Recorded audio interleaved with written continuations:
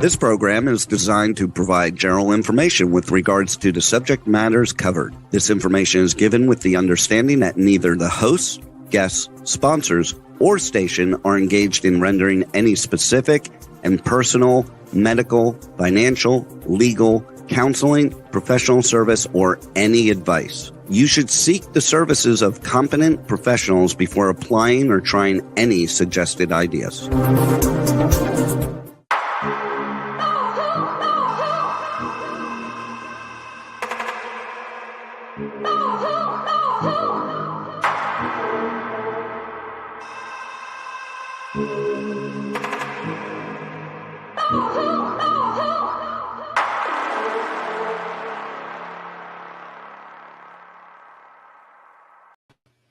Good morning, truth seekers and true crime junkies. Nanette Bartow here again with another week on Hit the Road Jack, Finding the Zodiac.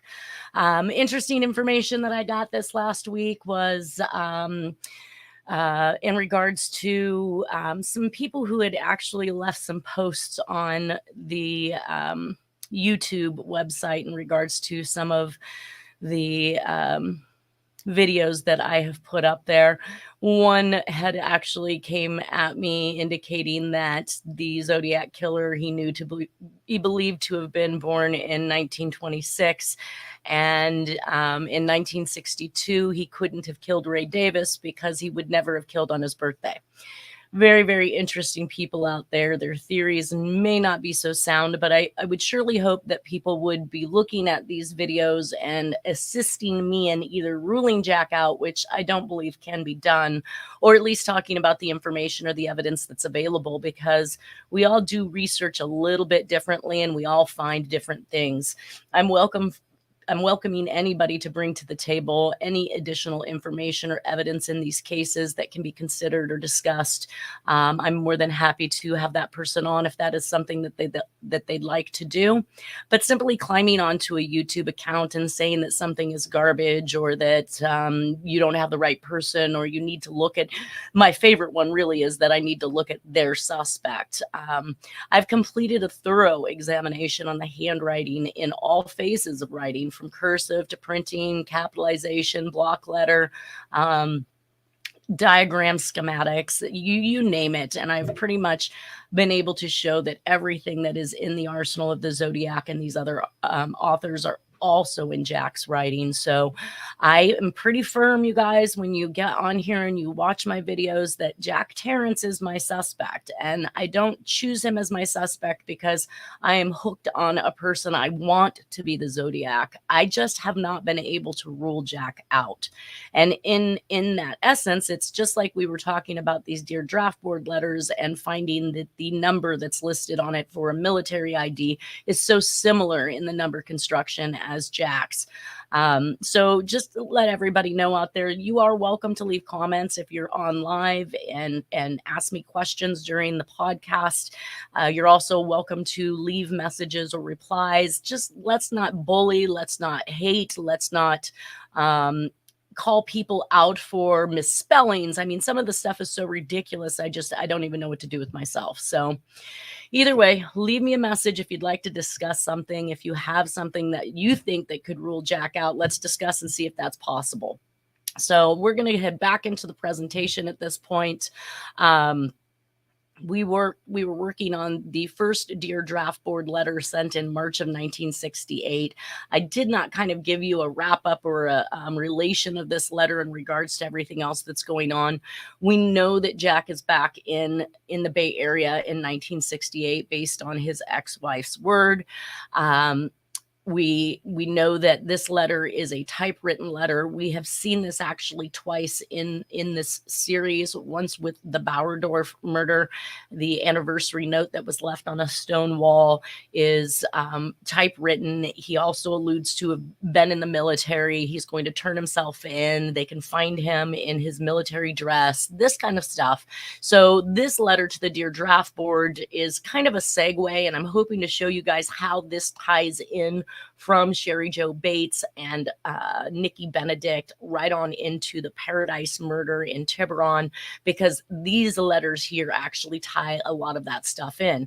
And much of the language we're going to hear about in this either has a relation to Jack or has a relation to the other communications that have been sent through or by the Zodiac and other communications in other cases. So the Dear Draftboard letter, we left off talking about Jack's number, the military number, how the military number was not a 9-digit number back in 1968. It had originally started as a 7-digit number, then worked its way into a 6-digit number preceded by a letter like B and D. So we can clearly tell that this person has not been in Vietnam. This is not a military number that has been used. And we can see up to the right-hand side there that Jack's military ID, even in his Air Force ID, is only an 8-digit number. So we definitely have some differences going on there. Some of the things that we talked about in this were the letter E spelling errors, which I will show more in the hand printing, because I think that makes a little more sense to show how the insertion of that letter E caused the author to pause after the last letter that was written before the E and before the next letter that is written after the E, which tells me that the person took a break, because otherwise we'd see that connection and they would look more like a cohesive word rather than portions of a word with an E standing out in the middle. That we also saw that there was the splitting of the words in this particular document. I believe we saw that down. Oh, I just saw it, of course. Any, thou shalt not, any more. So we see any MO space. Looks like he changed an O to an I or an I to an O, RE. So the splitting of the words is something that is definitely Zodiac 101. I also like to mention at the same time that the calling out of police, of FBI, politicians, in this particular letter, he's saying that they are bureaucrazy. I'm not exactly sure which bureau he's talking about, albeit this is written to the draft board. Whether or not he considered that to be a bureau, I don't know that Jack had to be drafted when he went into the military. I believe he was all for it. That was definitely something he wanted. And so some of the other things that I've marked down here is that these 2-word phrasing, which bureaucrazy, how many, I really would be interested to know, though I probably will never find out, how many serial killers we have out there taking claim for being in the military or look for somebody in the military or military dress. That would allow this to be kind of a singular MO for a single person that's committing all of these crimes. But it's just another layer in the deck of cards that kind of puts everything together and points towards Jack, because we are seeing these letters that are coming out indicating that he is in the military. So any information that you hear these days, you can probably pretty much just 86 those individuals as just disseminating the truth, based on the fact that they attempt to tell you that there is no military connection. They are absolutely lying to you if they say that. So on down, we had the 8 as an apostrophe in the word don't right here. We actually see it in shouldn't up here as well. And we'll be talking in 1976 and a few more years here in regards to another typewritten letter with this same exact attribute. And a lot of the language is consistent as well. So those are some things I'd like to point out for everybody to kind of keep in mind as we go through this. We show that in some places he actually spells the name correctly or a word correctly, and then he misspells the word in the next line.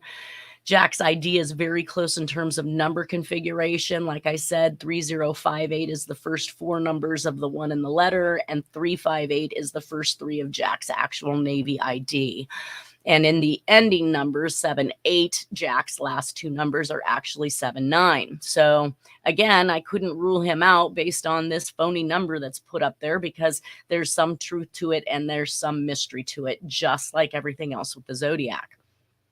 So let's move on to the second half of this letter. And it says, do you have God who he said, thou shalt not kill? You don't care. And so he's talking to the draft board in regards to God saying don't kill, but that they don't care. This kind of also ties right back into the November 1st, 1967 letter of Sherry Joe Bates, where he indicates that the story would be more interesting about the boy turned killer and that we should be concerned about the blueprint that was laid for this killer. So that tells me that he was built as this killer. And we know that Jack actually hunted long before this. He had a fetish with killing animals, including family pets. So killing, I mean, to me, it's kind of ironic that he even attempts to write a letter where he states that they don't care because he's clearly killing. He shouldn't have taken acid this time, though. Lots of speed. So now we're back to the methamphetamine use. And we will hear more about acid. Did you ever, he asked, you and me haven't same thinking anymore, so I got to mail this. And he spells mail with an E at the end, so that's one of those letter E spelling errors that are fake. He says, my hand shaking, Jesus, I have God for now, so I can't, and here's another number 8 in the middle as an apostrophe, leave. Are you hallucination? Like all of us, but I drove a car. It ran into a barbed wire fence. I have writing you before, so you know about the doctor, but that was a long time ago, wasn't it? But Gandhi was right. Do you know what I mean? Are you a woman? Then you can understand. Now, this one actually strikes me and sticks out because understand is one of the key words that we're going to find throughout the communications. And I'll point them out as they come along. But very interesting, up to this point, he has killed many women, and he's asking if the person at the draft board is a woman and that they would understand. If I sniff this rag of gasoline, I get my head straight. Signed question mark, comma, again, it's redacted. But the signed question mark is really, really similar in MO to the Sherry Joe Bates confession letter where he writes by and leaves the line blank, so he's not telling you who he is. I rightly don't understand why they've redacted the name that he gave himself in this particular letter, but if anybody has these letters and this area is not redacted, this is what I received from the Dear Draft Board letters when I was actually doing the FOIA file on the Zodiac. He continues to say, P.S. I don't write so good on acid, but it was 6 days ago. Keeps coming back. So some of the things that I wanted to mention in regards to the balance of this letter is the indication of hospital and psychiatry that's mentioned heavily in this letter. Jack has just gotten out of Temple Psychiatric Facility, I believe, in 1966 when he comes back to California to find Doris. He references the acid, which is also referenced in the Tom Voigt letters, admitting to use acid during the Zodiac Killer era. I also believe that there is another letter in which he refers to acid, but it looks like he spelled a kid, but it actually was done with a C, again, resembling acid.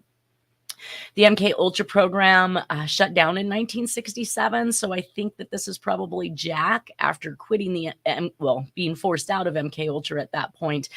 He may or may not be in a hospital in Canada where MK Ultra is actually occurring, so I do find that there could be a couple locations that he might be at this point, and he's looking for somebody to fix the issues that was caused or created. And we're going to hear more about that as we go through this. He's wanting somebody to help. He's saying he's not in control.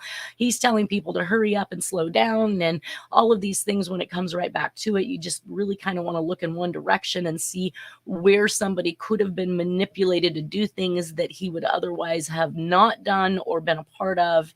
And in a lot of cases, that does sometimes lead back to the military, because a lot of people come out of such things as the Vietnam War and didn't realize what they were up for when they were drafted or when they signed up, that when they got there, they came back and they were traumatized, basically, PTSD and other things. And obviously there was no government help for many of these people. So this may be one of these letters in regards to that. Let's see. researched the hospital. So here's a hospital reference to being with a doctor, being in a hospital. We've already seen, or we will see more of that. And in some cases, I know that when he's watching the news or reading the newspapers, he's hearing things like, oh, the Zodiac's not with us anymore. He must be dead or in the hospital or in jail. And I think that the hospital aspect was just kind of a way to allow them or let them know that he was not dead or he was not in jail. Jack was left high and dry by even his handlers, I think, and that he did not want to be disposed of. So he started a campaign of threatening to kiss and tell through cryptic messages to his handlers. That is my own personal theory. It doesn't make it right, doesn't make it wrong. At this point, I'm still trying to come to the conclusion as to why there was so much information or communications written towards politicians, the government, and otherwise. So really, this is the end of the Riverside activity. After the killing of Nikki Benedict, we didn't actually see a continuation of murders at that point. But we are going to talk about how Nikki Benedict plays into these particular communications. So these letters cause me to think that it is a transition from Southern California to Northern California. Zodiac describes his hallucinations in the 2002 and 3 Tom Voigt letters, and mescaline, which is like LSD and acid, becomes a part of this killer's MO in the near future. We're going to see the use of mescaline, I want to say, in the 70s. Lots of speed. Jack not only used it, but he made and distributed it.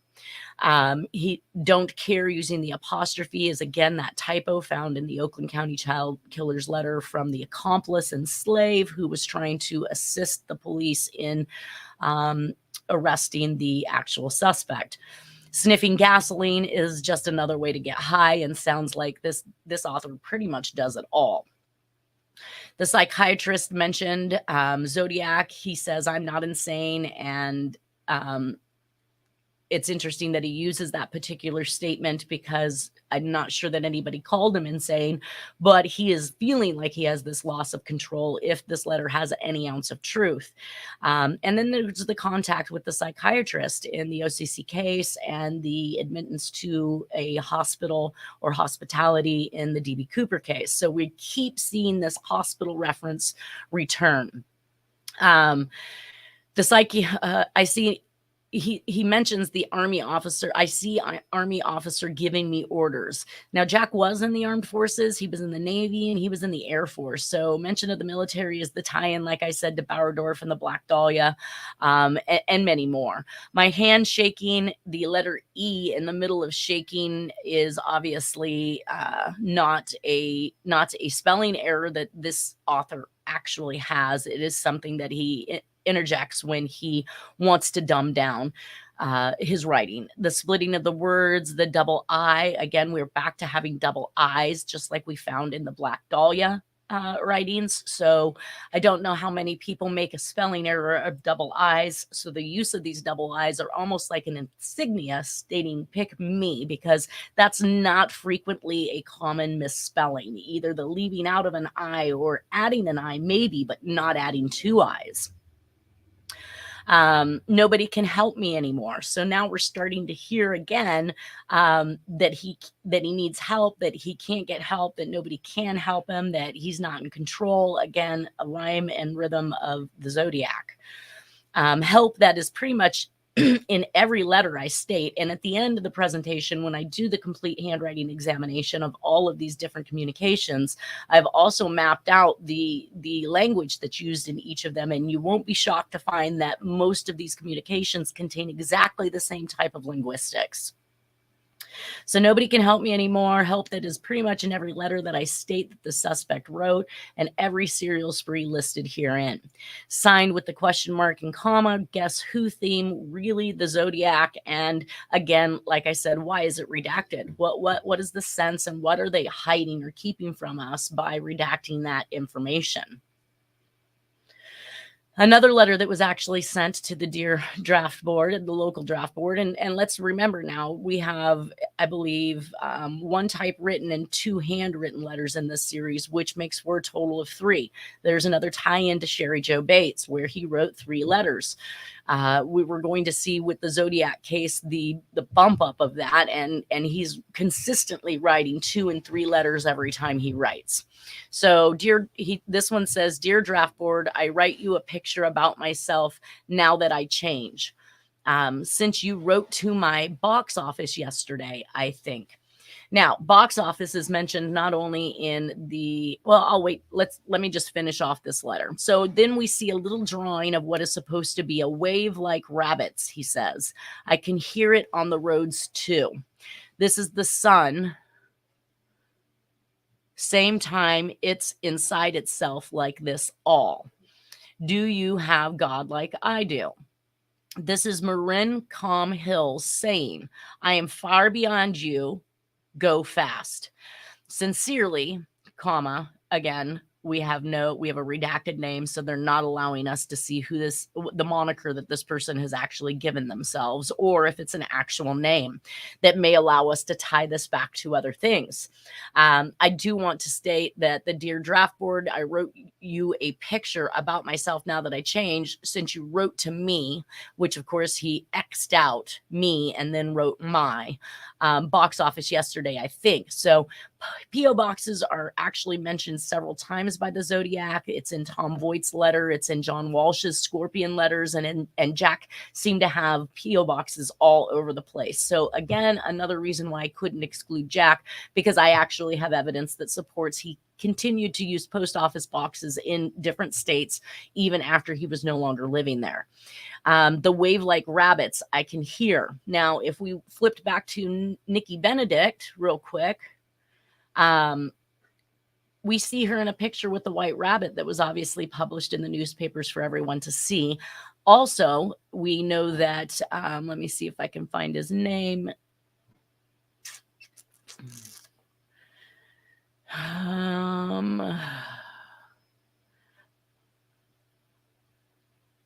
There was a gentleman, I don't see his name on this particular slide, but it stated, okay, so second murder so this is the second murder in Poway. The first one was Rochelle Gluscoder, and it was actually in 1946. There was a man, I want to say Santiago was his name, and I seem to be missing it here, but he was actually hunting for rabbits when he found Nikki Benedict's body. So there is that tie-in that I was talking about to a previous murder in Southern California, which is literally the reference to waves of rabbits, because it was a rabbit hunter that actually found Nikki Benedict's body, and then she was posted in the media with a rabbit in her hand. So this is that subtle hint, I believe, that ties those in. And now he's telling you literally that he is in Marin County, or Marin Community Hills. I don't know. It says Calm Hills, saying I'm far beyond you, go fast. So that's one of the tie-ins, aside from this is the sun. Sometime it's inside itself like this all. One of the statements or references that he made in the Tom Voight letters was that it appeared as though he was on the outside of his body watching himself do this stuff. So this reference to the sun being inside of itself is another one of those tie-in references. Not to mention, the sun is also used as a power source in one of the bus bomb diagrams by the Zodiac Killer. The cycle of godness, which he actually puts in there, is a separate little person with this aura around his head. Cycle of godness is the community must benefit if a person or system is to prosper. And that's what cycle of godness means. This is Marin Calm Hills saying, I'm far beyond you, go fast. Sincerely, again, redacted. We also see the use of arrows, which are going to start coming in fairly heavily, but we can see right over here next to this area, 2 arrows that are drawing themselves towards this figure. I'm not quite sure what that is supposed to be. We also see the Marincom Hills, the arrow that is coming down. We saw this use in the Black Dahlia murders, where he would point to next and we'd see that little arrow wrap around to Armand Robles's head, or the picture that he had stolen when he robbed his wallet from him. And I actually did do a comparison of the, as I notated here, compared to Red Phantom and DB Cooper letters, because this is where some of the consistencies actually occur in the handwriting. So I started to take a look at some of the things like these long overhangs on the word have. So we can see this angular H that has this long stroke that comes completely down below the baseline, much further than it should. Obviously, it's a persona writing, again, manipulating the handwriting. But we actually see that happening in the Dear Marco letter, or the Red Phantom letter, whichever one might call it. We see again the H with the angular hump and the leg that actually comes down well beneath the baseline. Also noting that in the Dear Draftboard letters, when he made his question marks, he did another key characteristic that is found completely throughout all of the communications that I find, which is the, or not all the communications, but at least some of the communications in every single spree, which is the circle period dot and the circle period dot that is found here in the question mark. Again, consistencies between these authors. Also, the shape of that W with the very small width of the 2 bottom. Oh gosh, I'm going to lose my thought there. Well, basically, we can see it over here a little bit better in the Reno newspaper. This type of W was used also in the lipstick killing cases, and we can see that it is something, and we're going to see more of it. This just happens to be one of the communications from the Zodiac case that I pulled out, just to kind of prove up some points in regards to the relation and the way this author wrote. And everybody needs to keep in mind, we didn't have the internet, and these things weren't being blasted on the news back then, so it wasn't as if somebody could take from one letter to the next and imitate or mimic what the suspect was doing, because nowadays, of course, everything is all over the place. The second it's announced, it's broadcasted live, it's on the internet, you can find it easily. This was not something that they could have found easily back in the day, and I think that to a certain degree, with the exception of the letters that the suspect requested to be printed in the paper, many of those letters were not printed and they were withheld from public knowledge until, of course, I'm going to say probably Tom Voigt got his hands on them, and then he started producing them for everyone. So the Dear Draftboard, I wrote you a picture about. That is definitely related to Zodiac, Dear Melvin, the description in the Georgette Bauerdorf, Black Dahlia, Red Phantom, and Zodiac. The wave-like equals the reference to the ocean, which is the Dear Mary letter, where he purportedly committed suicide. The Zodiac and the Riverside Phantom all mention wave-like references. Rabbits, I can hear, like I said, Nikki Benedict's picture shown with the white rabbit. It's on the roads too. This is the sun. Sun is portrayed in Zodiac's diagrams. Time, it's inside itself. Tom Voigt's letters feeling like he was on the outside of his body looking in. And like this all, do you have God like I do? Cycle of Godness. This is all a repeat. Don't know why I have this twice. I'm far behind you. Fast. So the I am far behind you actually, and go fast is like hurry up in Lipstick, or hurry and go slow in Black Dahlia, and the OCCK, Zodiac, and more. The sincerely sign off being redacted is executed on the right hand side of the paper, as Jack does on many of his communications. So while I actually, when I draft a letter, would do my sign off to the left on the bottom, Jack always did his to the right, and that was due to the fact that his reports when he was a security guard, that's where he would actually sign and sign off on. So there is a consistency to it being on the right side, and that habit also being consistent with Jack. The next letter that was received, Now, this one, I typed it up because it is a little complicated to read, but what I did want to point out is the Tiburon reference right here. So here we have this house on the Tiburon. We know that in the last one, he was talking about Marin Calm Hills. Let's see. If we look at Fort Miley and where we believe Jack was likely having surgery, I'm going to say circa 1968, since we have medical records that support he was having a discogram done at Fort Miley in December of 1967. He likely had his surgery shortly afterwards, which would make a consistency with him staring straight across the bay and into the town of Tiburon.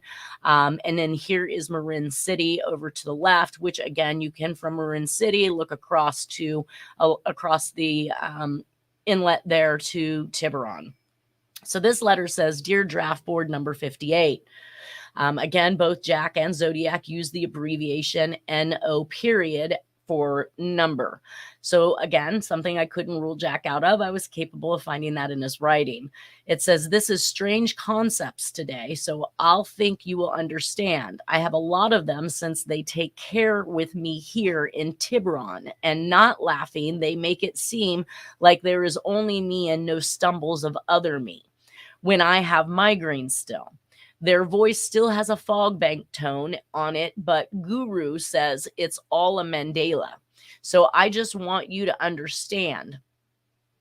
Here is a picture so you can understand better." So now we're hearing the word understand again. "Since you want to know." Now that is definitely Zodiac giving you proof.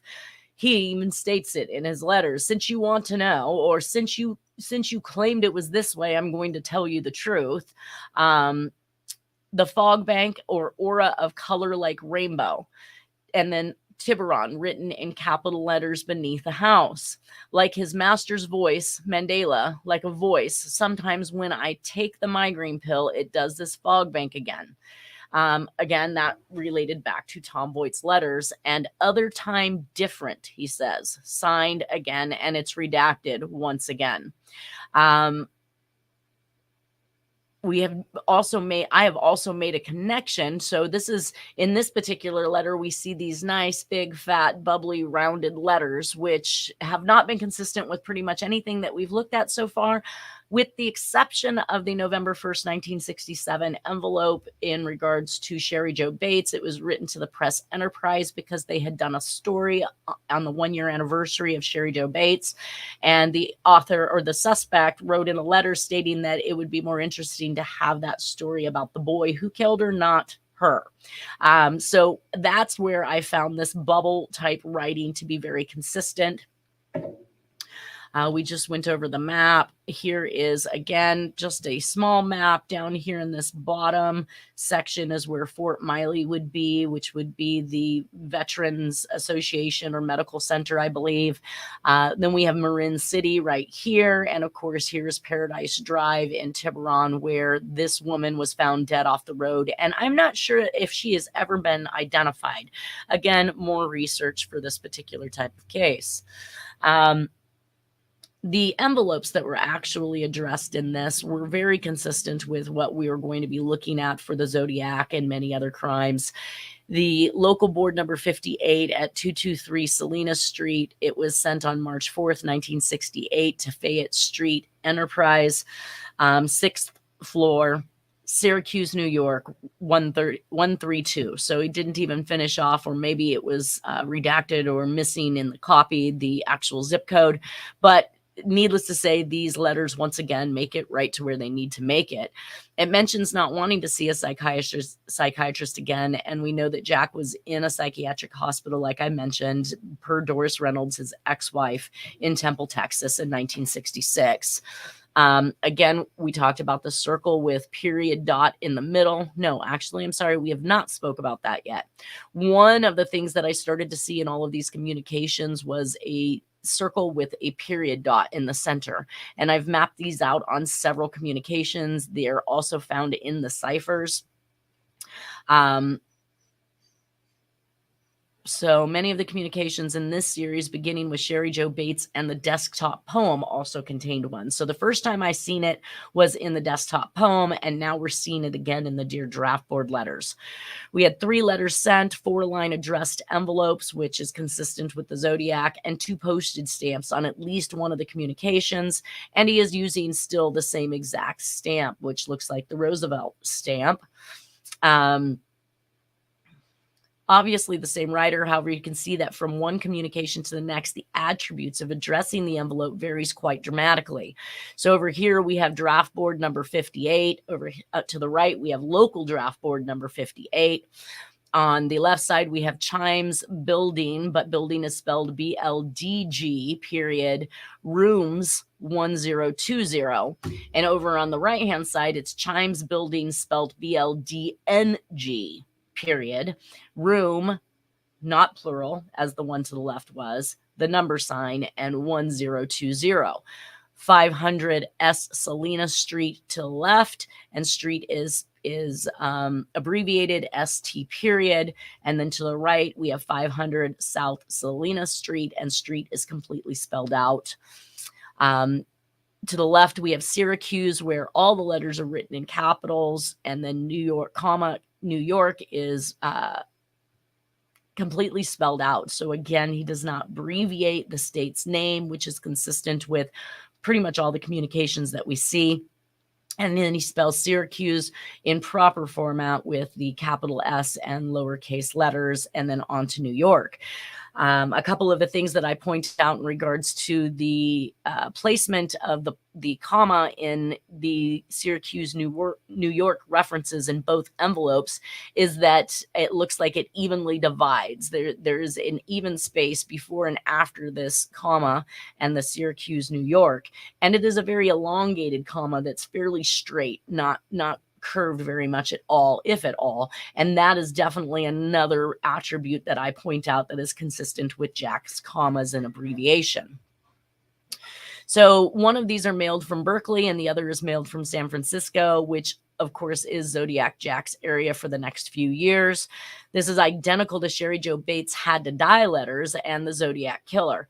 The killer didn't repeat the same exact message, but in many cases, the message yielded pretty much the same message. The handwriting is similar to the Red Phantom writings, and the use of the word building happens in Black Dahlia and the Anthrax letters, since the Anthrax was also mailed to New York. The letters are 2 handwritten and 1 typed for a total of 3. I've already mentioned that is a match to Sherry Jo Bates, to Black Dahlia, to we will see it happening in Albany Medical Center, New York. We'll see a spree that begins with a Manson family member or a Scientologist member, which starting to think that they were closely related, and those type of letters as well. Now, in my search of the FOIA file in regards to the Dear Draftboard letters, I found the Dear Draftboard letters in the Zodiac FOIA file. And in this particular one, we see threatening letters in this case. So they are comparing someone to the threatening letters and the lack of comparables known. Differences indicate KC9 probably not involved. But what I wanted to point out is that they are actually talking about the photocopies of 2 envelopes, 2 typed letters, and 2 handwritten letters addressed and sent to local Draftboard number 58. Now, I am fairly sure I am only in possession of one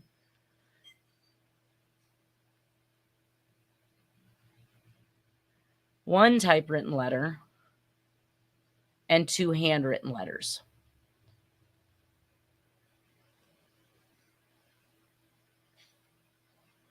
So I am clearly missing one that is typewritten. If anybody has access to that letter, please feel free to reach out and email me at findingthezodiac@gmail.com. Either way, so these letters were actually considered. Now, I'm not sure who KC9 is. This would be a known comparison sample of somebody they knew. So I'm not thinking that that is the Zodiac, because they reference all of the Zodiac letters as a Q number, as a question number. So The KC9 was retained. Why they retained it, I have no idea, especially if they excluded them, but we do show that these letters were considered at some point in time in regards to the Zodiac case. Photocopies of envelope and these letters having purported handprinting and handwriting of, and of course that's redacted again. So I'm not sure who they are indicating that it is of, unless it was the Zodiac, and that's why these were placed in that file. Now, so I did actually find a couple things that I pulled out to be able to show. One of them was the actual notes of the individual who was doing the comparison of the KC9. And maybe the KC9 is actually the Dear Draftboard letters, because KC9 is definitely referencing letters that are actually written inside of the letters that we just discussed. And one of the things that I noted is that they can clearly see these bell top A's vary so dramatically from one to the next as to suggest that the individual is manipulating their handwriting and that this is not natural writing. So why they are actually pointing out these particular letter A's rather than using maybe the regular A's that I found plenty of them in the Dear Draftboard letters, just to kind of take a look at these. This is one of the letter A's that I found very consistent between the Zodiac and Jack Tarrance. And of course, when I look over here, I see pretty much the similar or same thing. So here is the actual Melvin Belli letter that they were doing a comparison to see if that was consistent with the Zodiac writing. And they did. They did indicate up here that these were written by one writer, which means that Melvin Belli letter was actually written by the Zodiac Killer. This is one of the most manipulated handwritings that can be. I mean, it was near copybook print, perfect copybook print at the very beginning, and at least almost 2/3 of the way through. At about 2/3 of the way through, we start to see that the author is no longer writing with perfect form, and he's starting to fall back into his own natural habits. And we can kind of glean some of those things that we should be looking for in a body of writing to determine authorship. So I did kind of go back and forth between these where we could actually see the letter R's. This is kind of similar to that check mark R, which of course they talk about heavily in the Zodiac writing, where it has a very short stem and a very long overhang that is much longer than the width of the R should actually be. In fact, it's much wider than any of the other lowercase letters surrounding it, and that is very consistent with the Zodiac writing. So I did kind of point out some of those. And then up here to the top right-hand corner is where I pulled out the word press with that great big bubble P in the November 1st, 1967 letter. And then, of course, we see that another letter in the Dear Draftboard communications is a letter P, in which case the author also chose, I'm going to call it bubbleize because I like to make up my own words, but chose to bubbleize that particular character or letter in the word picture, which I don't, I mean, how many serial killers do you have out there practicing with bubble letters and choosing to actually make the letter P the bubble? So again, that's another thing as far as persona writing and playing with the handwriting that is consistent between these authors. So that brings me to the Zodiac case. I actually did the search for Zodiac Killer in the FOIA files, and I found 21 items that are matching. I have likely looked at all 21 files or all the files in regards to the Zodiac case. We do want to note at this point in time that they are now bringing up in relation the Atlanta child murders, which I have concluded that the author of those writers were also the author of the Zodiac letters. So we see that brought up a couple times. Eileen Wuornos is one. Insane Clown Posse. I'm not sure. I've not done any research on these yet. But we do see Jonestown again, D.B. Cooper once again, Hirnap again, Richard Ramirez again, and Charlie Wilson. I probably should have done a little research on Charlie Wilson to see what he was up to and why he was being investigated by the FBI, but I'm sure it has something to do with politics once again, because he is a 12-term Democrat with the United States representative from Texas, and that kind of fits right on in with everything that we have going on with Jack in Texas. So another Oh, it looks like we are actually going to climb into... It's 7:44. We've got about 6 minutes left today. Don't know that I can completely go through all of these, but let's go ahead and give it a start. So basically, this is a letter in the Zodiac files that I found. It's dated March 29th of 1991. Let me put some glasses on. This stuff gets a little... Let's see.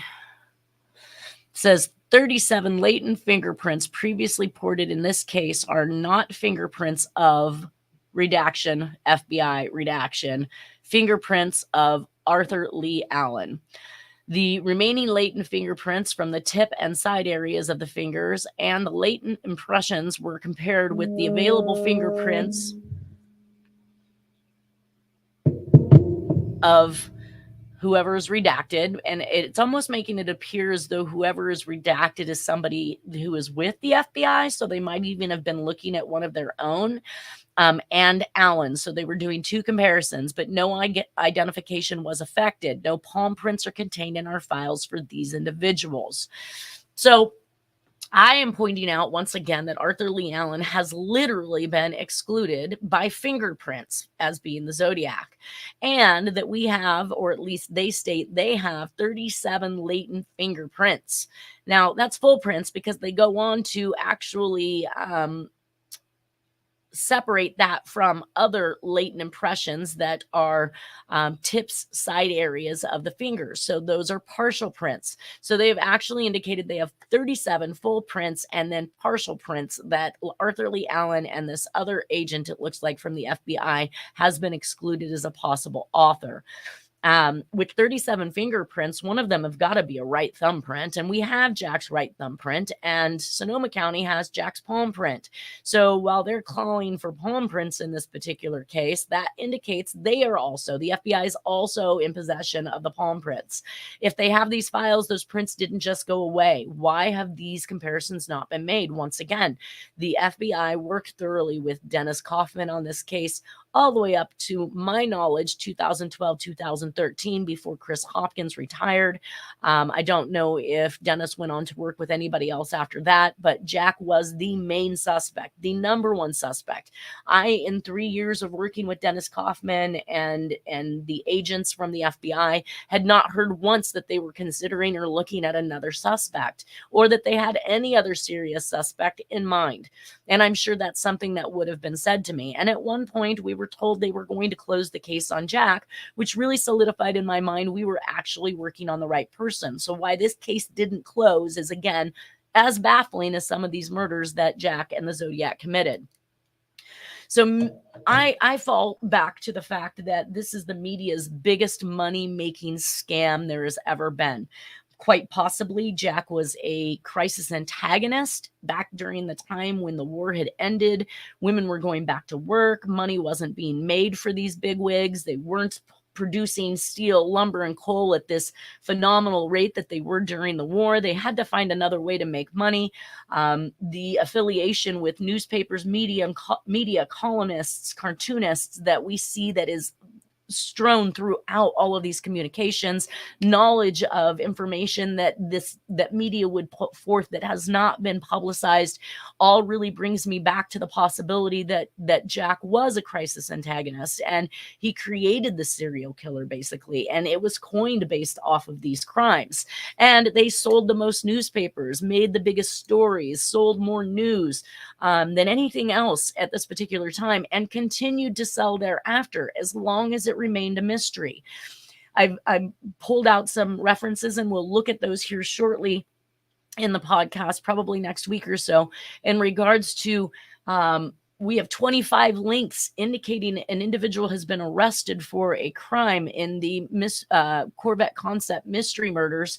And one link could I find through page after page after page of links that indicated in 2021 they were still looking for a suspect. So while in 2016, everybody across the nation and multiple news stories put out that a man that was previously an employee at this establishment, who never left town, who never tried to run from the law, stayed right where he was when they found him, and had ruled him out back during that time in the 1980s, was now arrested in 2016 as a main suspect in the case, but then not 1 ounce of information that is ever given in regards to whether or not that arrest was solidified by imprisonment, whether or not he was ever convicted of the crimes. I couldn't find anything that either released him or kept him culpable in the case. And then I finally found one single link pages in that indicated they are still looking for the suspect in these cases. It is still an open case. So media loves to put out there that somebody's guilty or somebody's been arrested for these crimes in order to sell the news, but then the redaction of that or the take back of that is a very minimal 2-second display of we are still looking for them, or they were found innocent and released, and then nobody ever gets to hear that. So we've talked about that a couple times, and I will continue more with this. And I do believe that I have a great article from an individual probably back in the early 2000s who indicates pretty much the same thing. His disgust with the media and the news vilifying people and then not making it clear as largely as they did when they accused the person that that person should not have been accused of it, and recanting, even maybe apologizing from some of the words they use. The spin on it is tremendous. Either way, we are done here for today, and we will pick up next week. I hope everybody has a wonderful weekend, and we'll see you then. Peace.